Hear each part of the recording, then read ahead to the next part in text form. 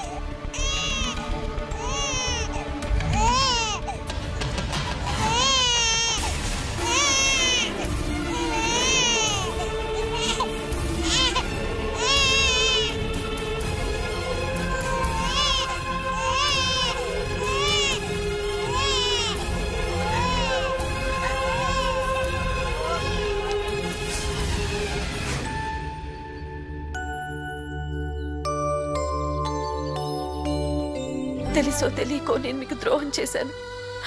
నా వల్ల మీకు మనశ్శాంతి లేకుండా పోయింది. నేను చేసిన తప్పుకి ఏదైనా ప్రాయశ్చిత్తం చేసుకొని వెళ్దామని వచ్చాను.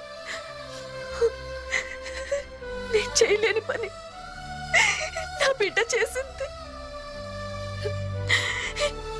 ఇక నా వల్ల మీకు ఏ సమస్య ఉండదు. వస్తాను.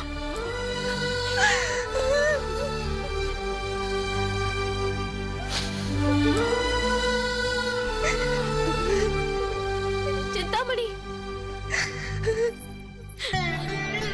నీ మీద నాకు కోపం ఉన్న మాట నిజమే. అందుకని ఓ పసిబిడ్డని బలి తీసుకునేంత పాపిష్టదాన్ని కాదు. మన సమస్య తర్వాత మాట్లాడుకుందాం. పద, ముందు వెళ్ళి మన బిడ్డను కాపాడుకుందాం. పద. ఈ వీడియో మీకు నచ్చినట్లయితే లైక్ చేయండి, షేర్ చేయండి. ఇలాంటి మరిన్ని సరికొత్త సినిమా వీడియోల కోసం ఛానల్ ని సబ్స్క్రైబ్ చేయండి. అలాగే ఇక్కడ ఉండే ఈ గంట సింబల్ ని క్లిక్ చేయండి. మేము అప్డేట్ చేసే ప్రతి వీడియో నోటిఫికేషన్స్ మీకు వచ్చేస్తాయి.